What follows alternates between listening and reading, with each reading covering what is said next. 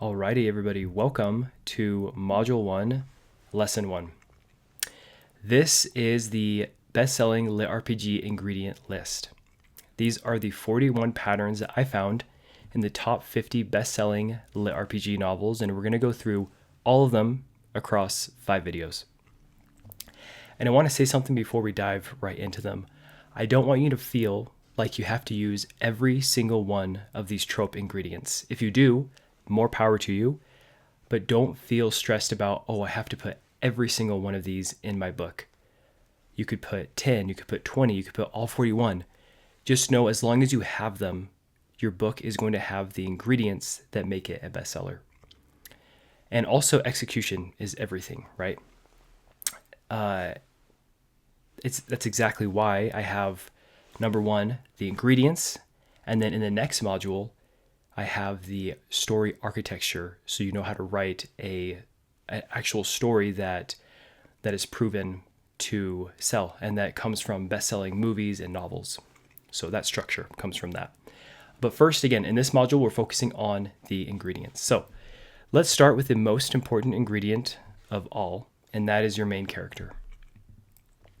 So these are all of the ingredients that I found across the best-selling LitRPG novels that the characters shared in common. So the first one is they were all male main characters. The most common pattern across the top 50 best-selling LitRPG novels is a main male character. And that's the data, right? I'm not making a creative argument here. I'm telling you what the market has consistently responded to. And does that mean a female main character can't work? No. A well-written, compelling main character of any gender can build a following. But if you want to write, if you want to write to the center of the LitRPG market as it currently exists, the data points towards a male protagonist. So that's the first one. I'm going to be dropping a new video in the series every single week, but if you don't want to wait, you can get the full course for free. It's called the LitRPG Bestselling Outline Formula. Grab it today. The link is in the description. The next one is a solo main character. So the second major ingredient is independence. The most popular LitRPG protagonists are solo in their nature. Not necessarily alone, but not reliant on others to survive or succeed. So here's the key distinction. A solo main character can have a party, can have companions, can have allies. What makes them solo is that if every single one of those people disappeared, the main character could still push forward. They don't need their party to kill the boss. They could do it alone. And why does this work?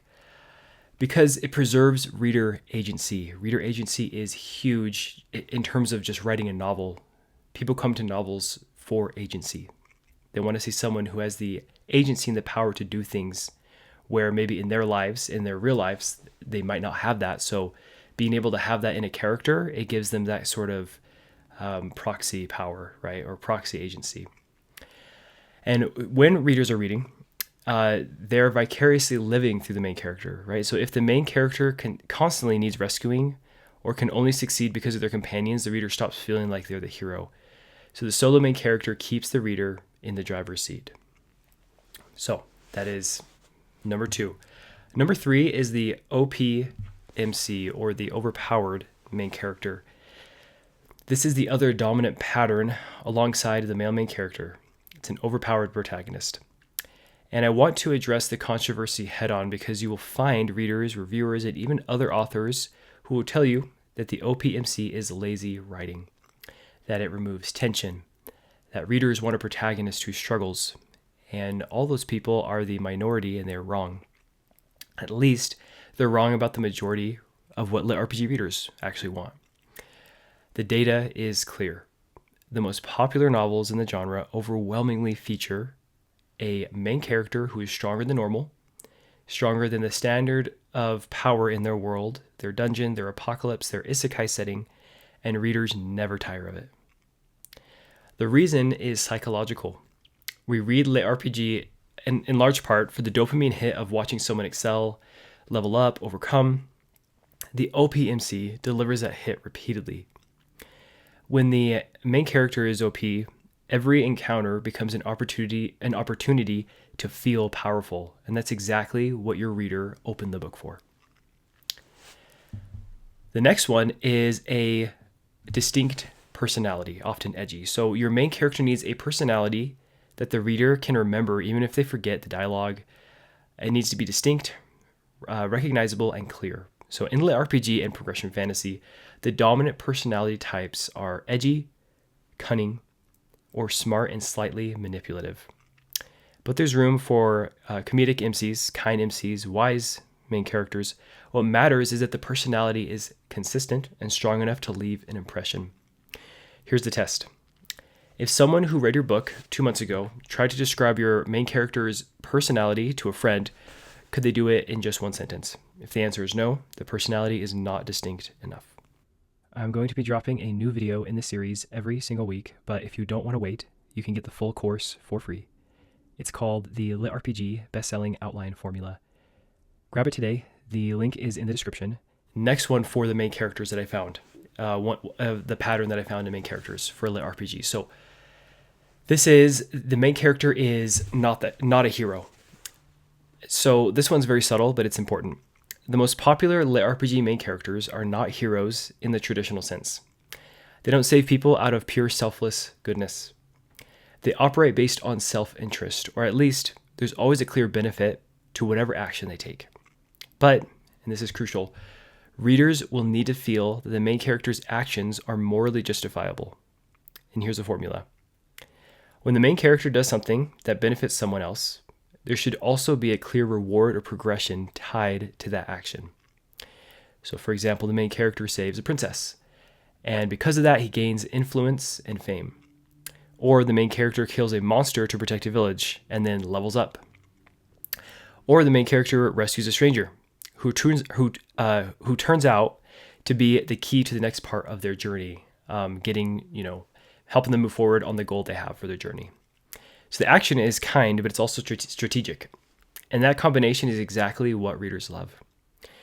So what doesn't work and what you need to avoid, like the plague, is the main character sacrificing something significant with no return. For example, like he'll save a random person who has no bearing on the story, taking major damage for nothing. When there's no progress attached to the sacrifice, readers put the book down. There's also a related trope that readers adore, and that's the main character who frequently says they don't like helping people, and then helps people anyways. It's almost universal in the genre, and readers love the contradiction. So, those are the main patterns I found for the main character. And before moving on to video 2, your assignment is to look at all of these, specifically all of the ones that I just talked about, and I want you to answer 3 questions about your main character. Number 1 is, how is your main character overpowered? What makes them stronger than normal in their world? Number 2, what is their distinct personality trait? Say it in one sentence. And number 3, what is their relationship to helping others? What's the moral logic of your main character? Write those down. We're going to need them when we get to the outline in Module 2. But for now, I just want you to be thinking about what ingredients you're going to be using for your character, specifically with everything that we talked about here in this video. So write down the answers to those questions, and when you're done, move on to video 2, and I'll see you there.